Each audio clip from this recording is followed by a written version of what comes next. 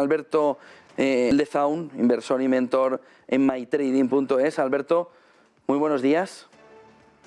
¿Qué tal? Muy buenos días. ¿Cómo estáis? Bueno, pues comenzando una semana que va a ser apasionante, sin ninguna duda, en el mercado. Pero lo que estaba pensando yo este fin de semana es que a lo mejor, quizás, estamos exagerando porque respecto a la semana pasada no hay ninguna novedad. Es decir, tenemos el dato del CPI en Estados Unidos que ya sabíamos que iba a ser un dato malo, un dato negativo. Ellos mismos nos lo venían diciendo, efectivamente lo fue y el mercado respondió negativamente, demasiado, bajo mi punto de vista. En fin, yo creo que es momento de tener la cabeza fría y de esperar a que el mercado se calme. Y quizás esta semana puede ser una semana propicia para ello. ¿Por qué? Bueno, tenemos datos importantes, tenemos educación de futuros, tenemos la reunión del FOMC que comentabas hace un momento con esa posible subida de 75 puntos básicos. En fin, datos que quizás el mercado está descontando ya en estos momentos o viene descontando desde la semana pasada. Por lo tanto, puede que esta semana sea una semana en la que, gracias a estos datos, ya que se han descontado previamente, encontremos cierto suelo, cierta base o cierto mínimo en el mercado. Esto tendría sentido, además, pensando en que estamos viendo una aceleración bajista pasado viernes y quizás hoy lunes con estos gaps a la baja que vemos en futuros para comenzar la semana, tanto en mercado americano como en mercado europeo. Y, en fin, esta aceleración, este sell-off, podría indicar precisamente el final de todo este movimiento bajista. Tendría sentido. En todo caso, como digo, cada semana hay que ser cautos porque la situación es bastante incierta en el mercado. Vamos a ver un poco algún gráfico que nos da alguna pista más. Estamos viendo el S&P en gráfico diario y fijaos, ¿no?, esta aceleración a la baja de la que os hablo. Fijaos cómo todas las aceleraciones a la baja acaban, ¿no?, con grandes entradas de compra, ¿no? Lo hemos visto, bueno, pues siempre, ¿no?, pero este mismo año, ¿no?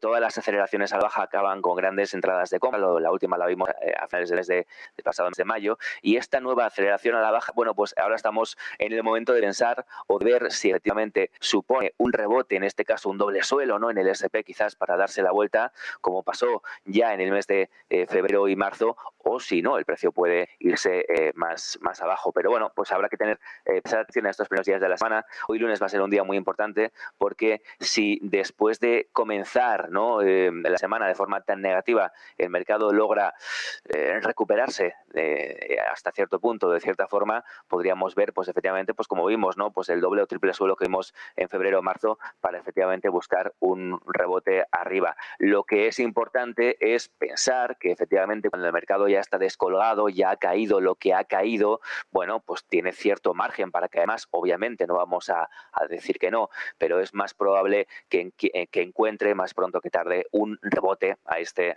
movimiento. Eso vaya por delante, ¿no?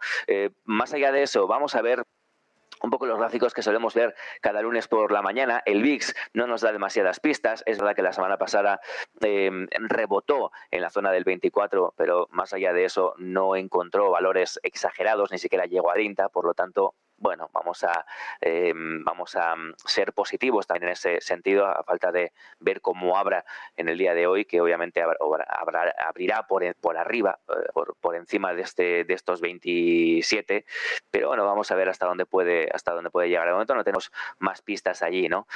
Dólar index, fijaos qué interesante, ¿no? El dólar index ha vuelto a testar los máximos que vimos ya hace unas semanas en la zona del 105. Estos máximos que además venían de 2020 y de 2017, ¿no? Toda esa zona de máximos en el dólar index es una resistencia muy importante. Por lo tanto, la primera hipótesis que podemos pensar es que no la logre superar de forma directa o directamente, ¿no? Por lo tanto, bueno, pues quizás vemos, ¿no?, una superación de esta zona, pero mientras, como decíamos aquí, ¿no?, mientras no consiga romper y mantener arriba, ¿no?, sino que acabe por darse la vuelta, esto podría ser positivo para las bolsas. Vemos el eurodólar en contraposición, que está obviamente en el momento o en la zona opuesta, ¿no?, en toda esta gran zona de soporte 2015, 2017, 2020, 2022. Por lo tanto, igual que decíamos con el eurodólar, con el perdón, con el dólar index, con el eurodólar decimos lo mismo. Es lo más previsible es que este soporte acabe por aguantar esta zona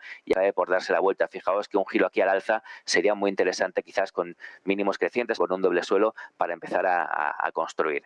Por eso digo que sí, estamos en una situación muy complicada en los mercados. Es normal que haya miedo, es normal que nuestros espectadores sientan miedo por lo que está pasando, pero cuando el mercado ya ha caído tanto, pues hasta cierto punto, pues es probable que podamos empezar a ver rebotes significativos. Si el dólar index consigue en esta zona de resistencia acabar por darse la vuelta, el eurodólar recupera a partir de estos mínimos, es posible que veamos esos dólares entrando dentro del mercado y girando al alza a su vez S&P, Nasdaq, DAX, etcétera. Muy rápidamente vamos a ver el S&P 500, que vemos que está perdiendo todas las zonas de demanda que teníamos de la semana pasada. La última estaba a 3.908, la destruye, la rompe a la baja con muchísima fuerza en este overnight, y nos encontramos con una zona de demanda muy importante en el 3.794, vamos a decir el 3.800 para redondear, que es una zona del 5 de marzo 2021. Esta zona debería o podría ser un buen soporte, un buen suelo para el S&P. Mientras no se rompa esta zona, podríamos pensar en lo que digo, ¿no? Pues una especie de doble suelo para empezar a construir. Solo si esta zona se rompe con violencia y con fuerza y se cierra diariamente por debajo, podemos pensar en una continuación bajista. Aún así, para los especuladores de corto plazo, entrar cortos en estos momentos me parece bastante temerario sin esperar cierto retroceso en algún momento. En el Nasdaq la situación es bastante similar, estamos rompiendo la zona de demanda del 11.700 y el precio que podría caer libremente para romper los mínimos que tuvimos el pasado 23 de mayo. Si se rompe esta zona, como digo, a nivel diario y con fuerza y con violencia, podríamos pensar en una continuación bajista. Mientras tanto, vamos a pensar en que un cierto rebote, que no digo yo una inversión, digo un cierto rebote, podría estar próximo, bueno, durante esta semana. Mercados europeos, para ir concluyendo, el tremendo up de DAX a la baja que veíamos en los futuros, ¿no? Y que se certifica o se cumple, ¿no? En la apertura del índice, que nos va a parar a una zona bastante clave entre 13.470 y 13.560. Toda esta zona, gran zona de soporte, podría suponer algo parecido a lo que hemos dicho en el S&P y en el Nasdaq, es decir, una parada en esta zona, mínimos relativamente crecientes o un doble suelo, ¿no? Por hacerlo un poco más simple, y a partir de este doble suelo, ¿no? El precio cayó aquí, rebotó, cayó aquí, y quizás esto es un test, ¿no? De toda esta zona para empezar a construir. Esa es nuestra hipótesis número 1 esta semana. Insisto, que esto caiga un poquito más y acabe por romper fugazmente el mínimo anterior. Mientras no consolide por debajo, no supone un gran problema, ¿no? Podría perfectamente construir desde allí. El S&P 500, el IBEX 35, tú lo decías, una apertura pues fea, bastante fea. Hay que tener en cuenta un poco el contexto, ¿no? Todo lo que es el contexto del IBEX 35, con toda la resistencia que teníamos por aquí encima y que iba a tocar a la zona del 8.930 a 9.000, toda esta gran resistencia, la voy a dibujar aquí, toda esta gran resistencia que traíamos aquí, bueno, pues ha servido, ¿no? de entrada de venta muy agresiva, y el precio se ha ido abajo. Pero igual que decíamos la semana pasada, no hemos perdido la estructura, esta semana tampoco la hemos perdido. La situación es terrible, a corto plazo, el precio ha caído mucho, pero fijaos que la estructura desde marzo sigue siendo a corto plazo alcista, ¿no? Por lo tanto, ¿qué es lo que no queremos perder? No queremos perder los mínimos del mes de mayo en torno al 8.115 a 172. Mientras no perdamos esa zona, la misma situación que estoy comentando en todos los índices es posible, y para mí, ya digo, es hipótesis número 1 para esta semana. Y acabamos con un rápido comentario de Bitcoin, que sí que está perdiendo muchísima fuerza, ¿no? Se está desinflando y ha ido directamente a romper todo este grandísimo rango que teníamos ya desde hace pues más de un mes, ¿no? Todo este grandísimo rango que parecía o que podíamos interpretar como un rango acumulativo, ¿no? De acumulación después del sell-off, una acumulación para buscar un movimiento alcista, bueno, pues ha sido negado y el precio obviamente está acelerando a la baja. Pero fijaos, ¿no? Esto os decía antes, cómo los precios ya no están cayendo suavemente con máximos decrecientes pequeñitos o suaves o decentes, sino que está acelerando, ¿no? hiperbólicamente haciendo una hipérbole bajista para hacer un sell-off que podría ser un último sell-off de todo este movimiento, quizás a tocar la zona de demanda 25 de diciembre de 2020, estamos hablando de la zona del 24.000, supondría un 67% de caída desde máximos, y quizás esta zona de aquí podría ser una zona de soporte importante para Bitcoin, ¿no? Teniendo todo esto que hemos comentado en cuenta.